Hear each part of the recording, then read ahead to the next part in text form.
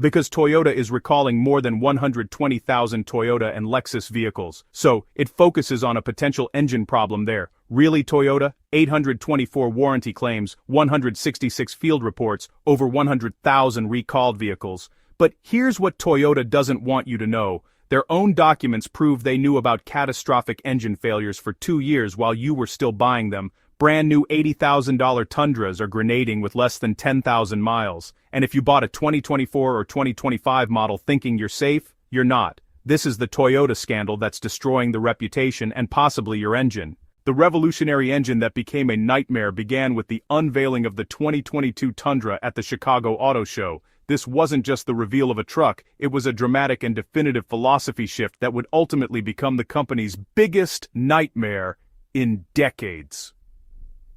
For 15 years, the second-generation Tundra had soldiered on with the bulletproof 5.7-liter V8. This engine wasn't merely a component, it was the bedrock of Toyota's truck reputation in North America. An engine so reliable, it became legendary among contractors, ranchers, and anyone who prioritized absolute, unshakable dependability above all else. However, convinced by their engineers that the future demanded a leap in technology to compete, Toyota executives made a fateful decision. They abandoned their iconic power plant in favor of the V35 AFTS, a 3.4-liter twin-turbocharged V6 that represented a technological tour de force, packing enough computing power to manage its complex systems that it felt more like a piece of aerospace engineering than a traditional truck engine. This engine was Toyota's bold statement of intent, a declaration that they could match Detroit's raw power while delivering superior Japanese efficiency and modernity. The specs were undeniably intoxicating: 389 horsepower, 479 pound-feet of torque, and a promised 20% improvement in fuel economy. The automotive press corps largely lost their minds with praise. Motor Trend called it thoroughly modern, while Car and Driver lauded its urgent power delivery. Even the traditionally skeptical and brand-loyal pickup truck forums were swept up in a wave of cautious optimism. This enthusiasm translated directly into consumer action. Pre-orders flooded in from customers who had been waiting since 2015 for a fully redesigned Tundra.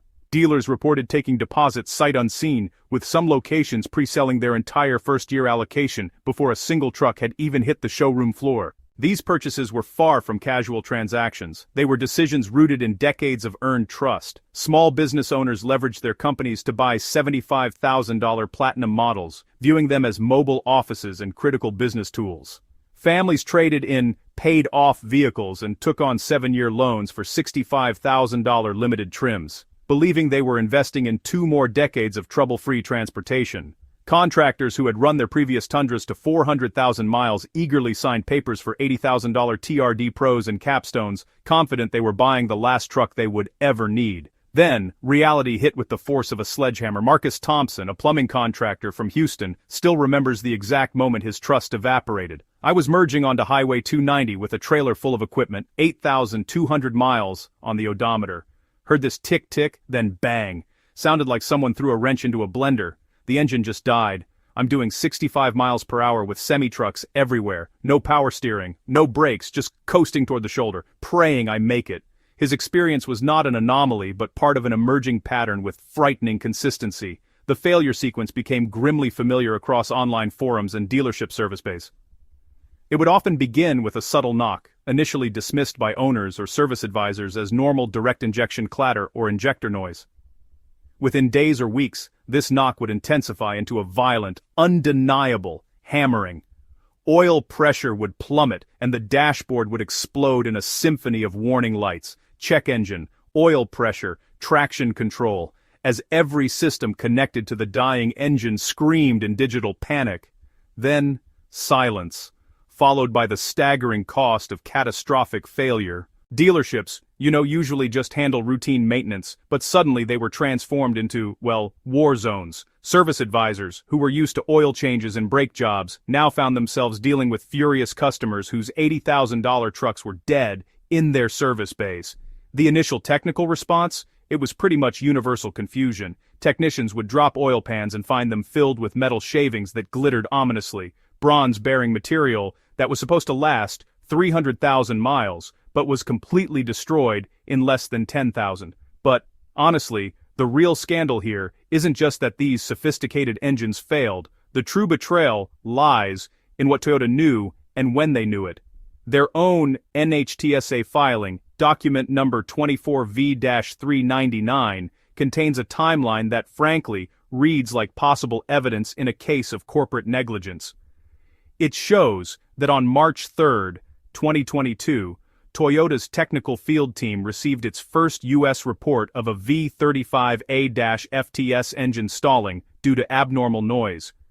The investigation revealed seized crankshaft bearings in a truck with just 7,842 miles. By April 2022, 3 more identical failures had landed on Toyota's desk. Engineers started disassembling those returned engines, and, sure enough, found the same bronze bearing material circulating throughout the oil systems.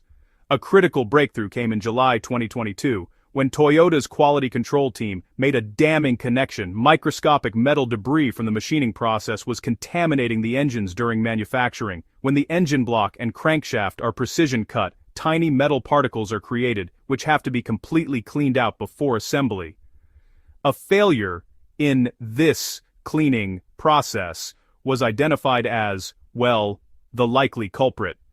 An internal memo from September 2022, which was later leaked to automotive journalists, shows that Toyota executives were already discussing a potential widespread bearing contamination issue and recommended enhanced monitoring while they investigated remediation options.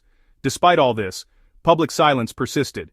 In January 2023, Toyota quietly issued a technical service bulletin, TSB 002-3-23, to dealers about unusual engine noise.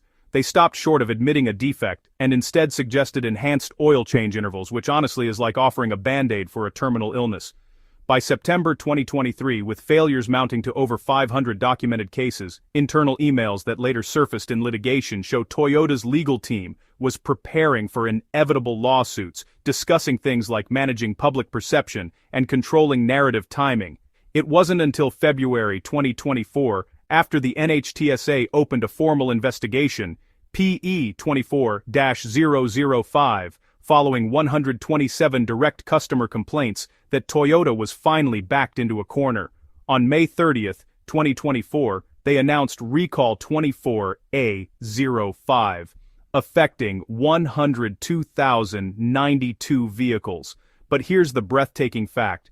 During this 26-month period of internal awareness and, honestly, corporate paralysis, Toyota sold approximately 280,000 vehicles equipped with the V35A-FTS engine. Using their own acknowledged failure rate, that means over 2,200 customers drove off lots with trucks containing engines that, by Toyota's own internal understanding, were fundamentally contaminated and destined to fail. The recall remedy itself, well, it's become almost as controversial as the cover-up. While Toyota's official stance is that affected vehicles will receive appropriate remedial action, the actual reality in dealership service bays is a maze of compromises. The primary repair is a short block replacement.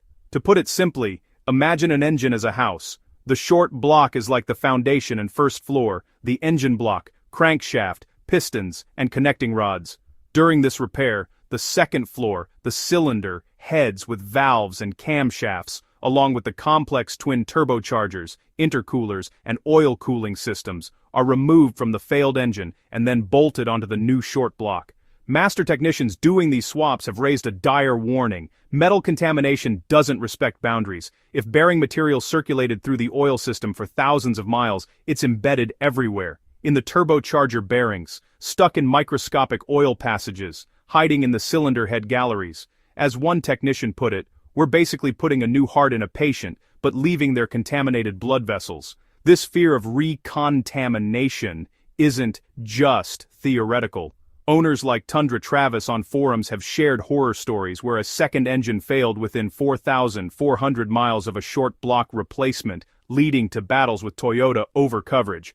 And, making things even worse, there's a crippling parts shortage. With only about 5,000 short blocks allocated for the initial recall wave against more than 102,000 affected vehicles, dealers are reporting wait times stretching into 2026. That leaves owners like Jennifer Martinez, a real estate agent, making payments on a dead truck while also covering rental car costs out of pocket. Already 3 2025 models have been documented with failures under 2,000 miles. This suggests 3 terrifying possibilities. First, that the manufacturing fix is insufficient and contamination persists. Second, that there are multiple, undiscovered sources of metal debris within the engine's complex systems. Or third, the nightmare scenario, that the V35A-FTS has a fundamental design flaw, like insufficient oil pressure or undersized bearings, and the contamination issue just accelerated an inevitable